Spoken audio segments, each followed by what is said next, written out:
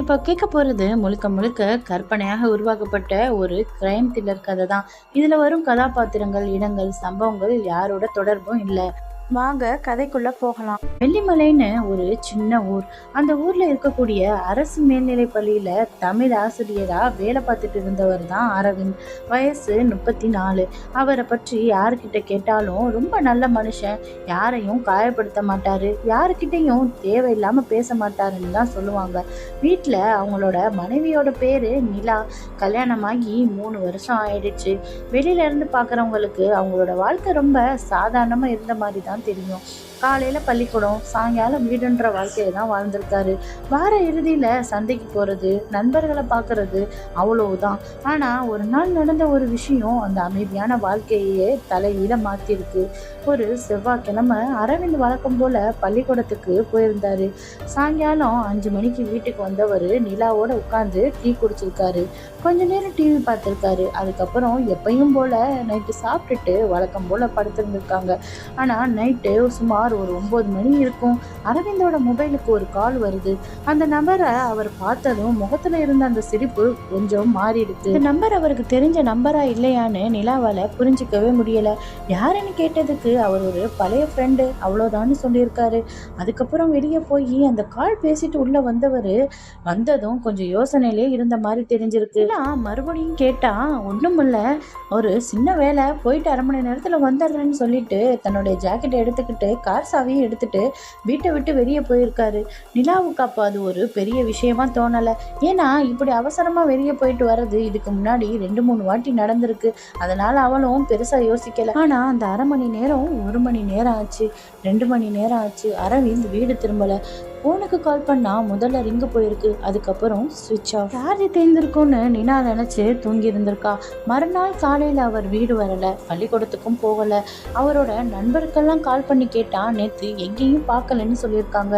யாருக்குமே எதுவுமே தெரியல. மதியானம் வரை காத்திருந்த நிலா எனக்கு காத்திருந்தா சரியா வராதுன்னு நினைச்சு நேர போலீஸ் ஸ்டேஷனுக்கும் போனான்.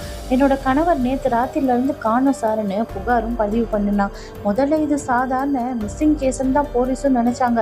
ஆனா அதே நாள் சாயங்காலம் ஒரு கான்ஸ்டபிள் ஸ்டேஷனுக்கு கால் பண்றாரு. சார், காணாம போன அரவிந்தர் ஓட்டிட்டு போன கார் கிடைச்சிருக்குன்னு சொல்றாரு. எல்லாரும் உடனே அந்த இடத்துக்கும் போறாங்க. கார் இருக்கு, கதவும் பூட்டி இருந்திருக்கு. காருக்குள்ள எல்லாமே சரியா இருந்திருக்கு. பணப்பை இருந்திருக்கு, கடிகாரம் இருந்திருக்கு. ஆனா ஒரு பொருள் மட்டும் இல்லை, அவனோட மொபைல் மட்டும் இல்லை. இதுதான் இந்த வழக்கோட முதல் சந்தேகம். ஒரு மனுஷன் காணாம போறான், அவன் ஓட்டிட்டு போன காரு, அவனோட எல்லா பொருளும் இருந்திருக்கு. ஆனா அவன் மட்டும் இல்லை. இந்த இடத்துல சண்டை நடந்த தடயமும் இல்லை, ரத்தக்கரையும் இல்லை. அப்படின்னா அரவிந்த் எங்க போயிருப்பான்? அவன் வேற யாரையாவது பார்க்க போனானா, இல்ல அவனை இங்க யார் அவனை வர வச்சாங்களான்னு இந்த கேள்விக்கெல்லாம் பதில் தேட ஆரம்பிச்ச போலீஸுக்கு முதல் நாளே ஒரு விஷயம் தெரிய வருது. வீட்டை விட்டு கிளம்புறதுக்கு முன்னாடி வந்த அந்த ஒரு ஃபோன் கால் தான் இந்த கதையோட மொத்த திருப்பத்துக்கும் காரணம். இதோட கார் கிடைச்ச இடத்துல இருந்து போலீஸ் விசாரணையை ஆரம்பிச்சாங்க. இதுல அந்த காரை முழுசா சோதனை பண்ணாங்க. காருக்குள்ள எல்லாமே இருந்துச்சு. பர்ஸ் இருந்துச்சு, ஏடிஎம் கார்டு இருந்துச்சு, ஸ்கூல் ஐடி கார்டு கூட இருந்துச்சு. ஆனா மொபைல் மட்டும் இல்லை. ஒருத்தன் வீட்டை விட்டு அவசரமா கிளம்புறான், அப்புறம் கார் மட்டும் கிடைக்குது, மொபைல் மட்டும் மாயமா போயிருக்கு. இந்த ஒரு விஷயம் தான் இன்ஸ்பெக்டர் கார்த்திக்கு சந்தேகத்தை ஏற்படுத்துச்சு. ஏன்னா மொபைலை யாராவது எடுத்திருக்கணும், இல்லைன்னா அரவிந்தே எடுத்துட்டு போயிருக்கணும். 2ல ஒரு விஷயம் தான் நடந்திருக்கும். அடுத்த நாள் காலையில அரவிந்தோட கால் டீட்டெயில்ஸை வாங்குறாங்க. கடைசியா யாருக்கெல்லாம் பேசியிருக்காருன்னு பார்க்கவும் ஆரம்பிக்கிறாங்க. இதுல ஒரு விஷயம் மட்டும் வித்தியாசமா இருந்துச்சு. அவருக்கு வந்த கடைசி கால் அந்த நம்பருக்கு முன்னாடி அவர் ஒரு நாள் பேசல. அதே மாதிரி அந்த நம்பர் அந்த ஒரு நாள் மட்டும்தான் ஆக்டிவாகவும் இருந்திருக்கு. அதுக்கப்புறம் முழுசா ஆஃப். இது சாதாரண விஷயம் இல்லைன்னு போலீஸ்க்கு புரிஞ்சிடுச்சு.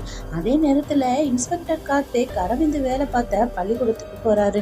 அங்க எல்லார்கிட்டையும் ஒரே கேள்விதான், அரவிந்துக்கு யாராவது எதிரி இருக்காங்களான்னு கேட்டிருந்திருக்காரு. ஆனா அங்க உள்ளவங்க எல்லாம் இல்ல சார், அவரு யார்கிட்டையும் சண்டை போட மாட்டாரு. ஆனா ஒருத்தர் மட்டும் கொஞ்சம் யோசிச்சுட்டு பேச ஆரம்பிச்சிருந்திருக்காரு. அது பள்ளியோட பியூன் முருகன் சார். ஒரு வாரமா அவர் கொஞ்சம் டென்ஷனாக இருந்தாரு. எதுக்காகன்னு கேட்டிருக்காரு. தெரியல சார், 2-3 தடவை யாரோ ஃபோன் பண்ணதும் வெளியே போய் பேசிட்டு வந்தாரு. இன்ஸ்பெக்டர் உடனே கேட்டாரு, அதை யார்கிட்டயும் சொல்லலையான்னு.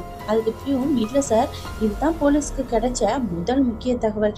அதாவது அந்த ஒரு கால் மட்டும் இல்லை, அதுக்கு முன்னாடியும் யாரோ அரவிந்தை தொடர்பு கொண்டிருக்காங்க. அந்த நம்பர் வேற, இப்போ வந்திருக்க நம்பர் வேறன்னு கண்டுபிடிக்கிறாங்க. அப்படின்னா ஒருத்தருக்கு மேலே இந்த வழக்கில் இன்னொருத்தரும் சம்மந்தப்பட்டிருக்காங்களான்னு கேள்வியும் வந்துச்சு. அந்த சாயங்காலமே போலீஸ் அரவிந்த் வீட்டுக்கு போய் ஒவ்வொரு அறையும் சோதனை பண்ண ஆரம்பிக்கிறாங்க. அந்த வீடு ரொம்ப சுத்தமாக இருந்திருக்கு, எதுவும் சந்தேகப்படுற மாதிரி தெரியல. ஆனால் அவரோட படிப்பு அறையில் இருந்த ஒரு புத்தக அலமாரி மட்டும் நகர்த்தும் போது ஒரு சின்ன இரும்பு பெட்டி ஒன்று கிடச்சிருந்திருக்கு. அது பூட்டு போட்டு பூட்டி இருந்திருக்கு. நிலா அதை பார்த்து ஆச்சரியப்பட்டிருக்கா. இந்த பெட்டியை நான் இதுக்கு முன்னாடி பார்த்ததே இல்லைன்னு. அந்த பூட்டை உடைச்சு உள்ளே இருக்கக்கூடிய சில பழைய புகைப்படங்கள், ஒரு டைரி, ஒரு பென்ட்ரைவ்னு எல்லாத்தையும் எடுத்துருந்துருக்காங்க. இன்ஸ்பெக்டர் முதல்ல அந்த புகைப்படங்களை எடுத்து பார்க்குறாரு. அந்த ஃபோட்டோவில் அரவிந்த் இருந்திருக்காரு. அவரோட சேர்ந்து இன்னும் 3 பேர் இருந்திருக்காங்க. ஆனால் அந்த 3 பேரில் ஒருத்தரோட முகத்தை மட்டும் யாரும் வேணும்னு கருப்பு மார்க்கால் முழுசாக அழிச்சிருந்துருக்காங்க. இன்ஸ்பெக்டர் சில நொடிகள் அமைதியாக இருந்துட்டு அந்த ஃபோட்டோவை பார்த்துக்கிட்டே இருந்திருக்காரு. ஒருத்தரோட முகத்தை மட்டும் ஏன் அழிக்கணும்? அது கோவமா, பயமா, இல்லை எதுவும் ரகசியத்தை மறைக்கிறதுக்கு தான் முயற்சி செஞ்சுருக்காங்களா? இந்த கேள்விக்கான பதில் கிடைக்கல. ஆனால் அந்த டைரியை திறந்ததும் இந்த வழக்கு இன்னும் பெரிய திருப்பு எடுக்க போகுதுன்னு போலீஸ்க்கு புரிஞ்சிச்சு. இந்த டைரி இன்ஸ்பெக்டர் கார்த்திக் மெதுவாக திறக்கிறாரு. முதல்ல பார்த்தப்ப அது ஒரு சாதாரண டைரி மாதிரி தெரிஞ்சிருக்கு. தினமும் என்ன நடந்துச்சு, பள்ளிக்கூடத்தில் வேலை, வீட்டு விஷயங்க, அப்படி தான் சில பக்கங்கள் இருந்திருக்கு. ஆனால் நடுவில் இருந்த எழுத்து கொஞ்சம் மாறி இருந்திருக்கு. அரவிந்த் அவசரமாக எழுதின மாதிரி இருந்திருக்கு. அதில் முதல் வரியில் எனக்கு ஏதாவது நடந்தால் இதுக்கு காரணம் நான் நம்பின ஒருத்தர் தான்னு எழுதியிருக்கு. அந்த வரி இன்ஸ்பெக்டர் கார்த்தியை யோசிக்க வச்சுச்சு. அடுத்தடுத்த பக்கங்களை புரட்டி பார்க்கும்போது அதில் ஒரு இடத்துல மட்டும் தேதி போட்டிருந்திருக்கு. அதுக்கு கீழே அவன் திரும்ப வந்துட்டான்னு எழுதியிருக்கு. யார் அந்த அவன்? பேரே இல்லை. அடுத்த பக்கம், இத்தனை வருஷம் கழிச்சு இதை யாரும் கண்டுபிடிக்க மாட்டாங்கன்னு நினச்சேன். மறுபடியும் அதுலேயும் எந்த பேரும் இல்லாமல் இருந்திருக்கு. டைரி முழுசா இதே மாதிரி பாதி பாதியாக எழுதப்பட்ட குறிப்புகள். ஆனால் கடைசி பக்கத்தில் மட்டும் ஒரு மொபைல் நம்பர் இருந்திருக்கு. ஆனால் அந்த நம்பர் அரவிந்துக்கு கடைசியாக வந்த அந்த நம்பர் இல்லை, வேறு நம்பர். இன்ஸ்பெக்டர் உடனே அந்த நம்பரை ட்ரேஸ் பண்ண சொல்கிறாரு. சில மணி நேரத்தில் ரிப்போர்ட்டும் வந்திருக்கு. ஆனால் அந்த சிம் 3 வருஷத்துக்கு முன்னாடியே டீஆக்டிவேட் ஆகிடுச்சு. அதாவது அரவிந்த் அந்த நம்பரை எப்போ டைரியில் எழுதினாரோ அதுக்கப்புறம் அந்த நம்பர் பயன்படவே இல்லை. இது இன்னும் குழப்பமாக இருந்துச்சு. அதே நேரத்தில் அந்த இரும்பு பெட்டியில் இருந்த பென்ட்ரைவும் போலீஸ் செக் பண்ண ஆரம்பிக்கிறாங்க.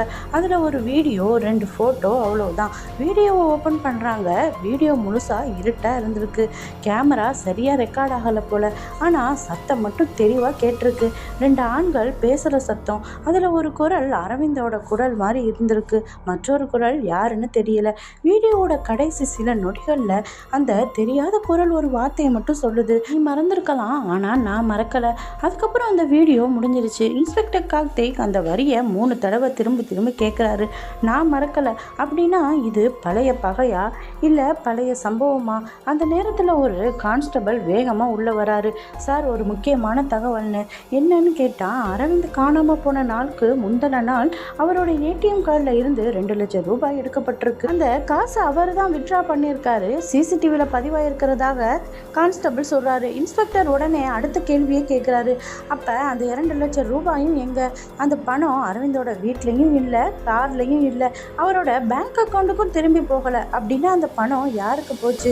இதுதான் இந்த வழக்கோட அடுத்த பெரிய மர்மம். கேள்விக்கான பதிலை கண்டுபிடிக்கிறது தான் போலீஸோட அடுத்த வேலை.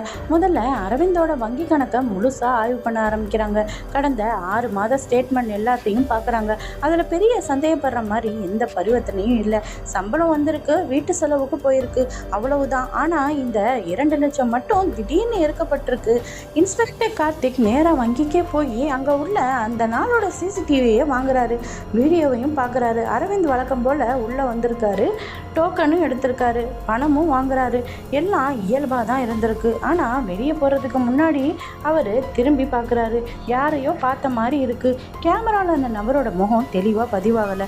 ஒரு கருப்பு தொப்பி, முகத்தில் மாஸ்க், அவ்வளவுதான் தெரிஞ்சிச்சு. ஆளை கண்டுபிடிங்கன்னு இன்ஸ்பெக்டர் உடனே உத்தரவு கொடுக்குறாரு. அதே நேரத்தில் அரவிந்தோட மனைவி நிலாவை மறுபடியும் விசாரணைக்கு அழைக்கிறாங்க. உங்கள் கணவர் சமீபமாக ஏதாவது வித்தியாசமாக நடந்துக்கிட்டாரான்னு கேட்குறாங்க. நிலாவும் கொஞ்ச நேரம் யோசிச்சு, சார் ஒரு விஷயம் இருக்குன்னு சொல்கிறாங்க. இன்ஸ்பெக்டர் என்னன்னு கேட்குறாரு. கடந்த 1 மாதம் அவர் ராத்திரிலாம் தூங்காமல் மாடிக்கு போய் யாருக்கோ ஃபோன் பேசுவாருன்னு சொல்கிறாங்க. அப்போ நீங்கள் கேட்டது இல்லையான்னு கேட்டால், கேட்டதுக்கு ஸ்கூல் வேலையாக பேசுகிறேன்னு சொல்லிடுவார் அப்படின்னு சொல்கிறாங்க. உடனே அதையும் இன்ஸ்பெக்டர் நோட் பண்ணிக்கிறாரு. விசாரணை முடிச்சுட்டு நிலாவை வீட்டுக்கு அனுப்பிடுறாங்க. அதே சாயங்காலத்தில் போலீஸ்க்கு இன்னொரு தகவலும் வந்திருக்கு. அரவிந்த் கார் கிடைச்ச இடத்துக்கு பக்கத்தில் இருந்த ஒரு டீ கடைக்காரர் ஃபோன் பண்ணியிருக்காரு. சார், அந்த ராத்திரி அந்த காரை நான் பார்த்தேன்னு சொன்னார். அதை கேட்டோன்னே இன்ஸ்பெக்டர் உடனே அந்த டீ கடைக்காரரை சந்திக்கிறதுக்காக போகிறாரு. அங்கே போய் அவர்கிட்ட இந்த காரில் அரவிந்த் மட்டும்தான் இருந்தாரா இல்லை வேறு யாரும் இருந்தாங்களான்னு கேட்குறாங்க. அதுக்கு அந்த டீ கடைக்காரர், இல்லை அரவிந்த் மட்டும்தான் இருந்தார், ஆனால் ஒரு 10 நிமிஷம் கழிச்சு இன்னொரு கார் வந்தது, அதுலேருந்து ஒரு நபர் இறங்கியதாகவும் சொல்கிறாரு. இன்ஸ்பெக்டர் அதை கேட்டுட்டு, நீங்கள் பார்த்தது உறுதிதானான்னு கேட்குறாரு.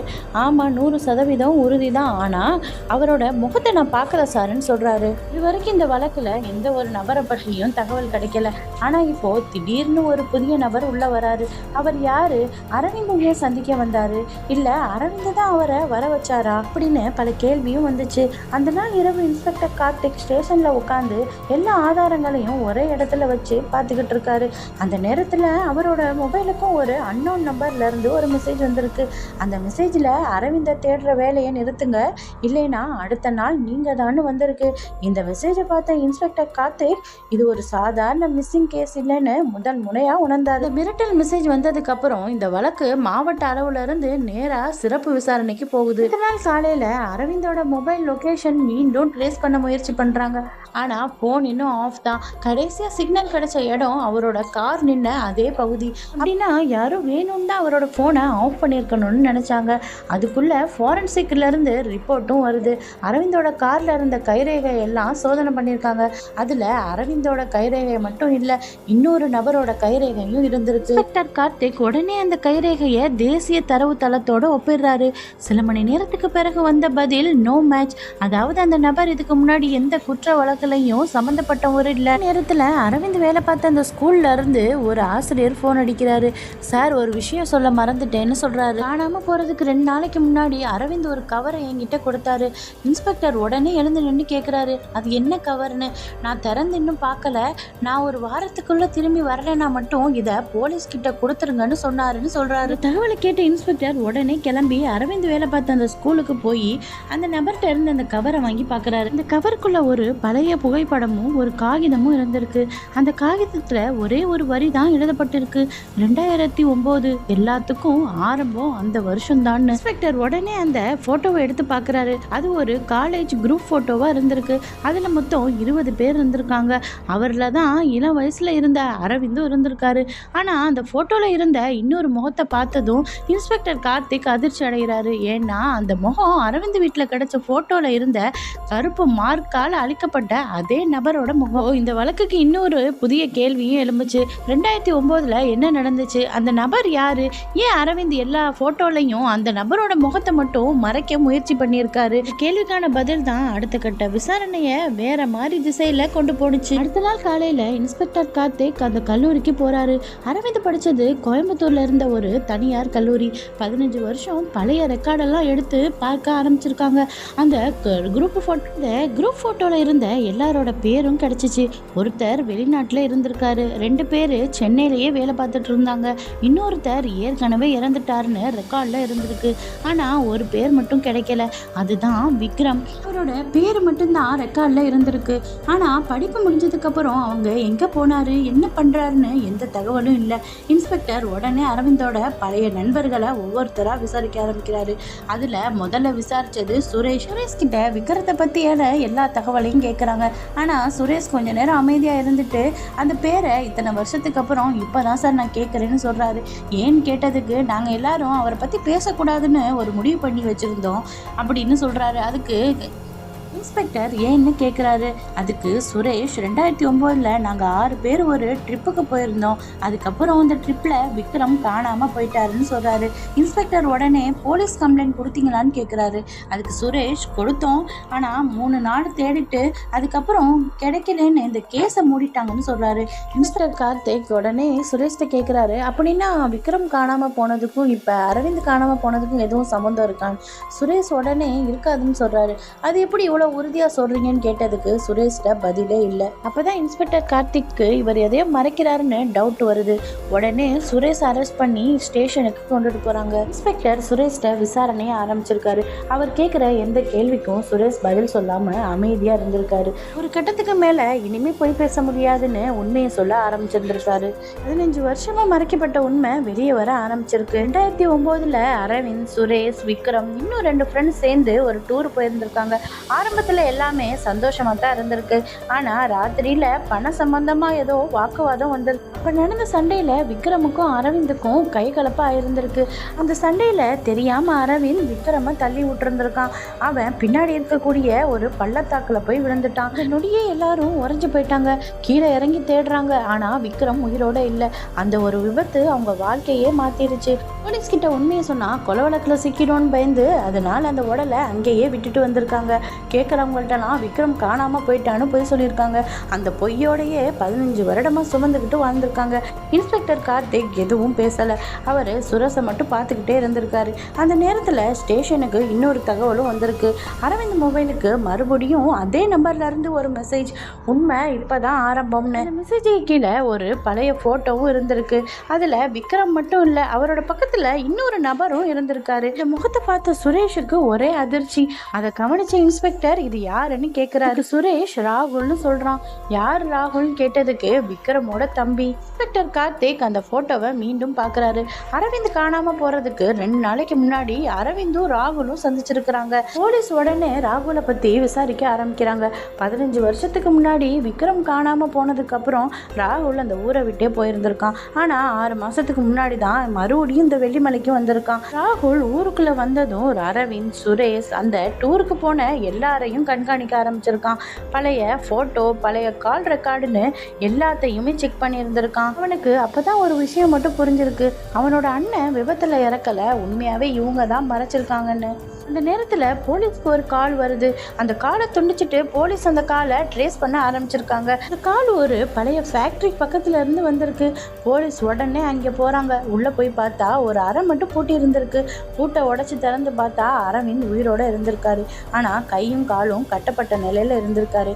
பல நாளா சரியா சாப்பிடாதனால அவரு மருத்துவமனைக்கு அனுப்பியிருக்காங்க. அதே நேரம் அந்த ஃபேக்ட்ரியில இருந்து தப்பிக்க முயற்சி பண்ணிட்டு இருந்த ராகுலையும் போலீஸ் பிடிச்சிட்டாங்க. ஸ்டேஷன்ல இன்ஸ்பெக்டர் கார்த்திக் கேட்குறாரு, ஏன் இதெல்லாம் பண்ணன்னு. ராகுல் அமைதியாக சொல்கிறான், என் அண்ணன் விபத்தில் இறந்ததுக்காக நான் பழி வாங்கலை.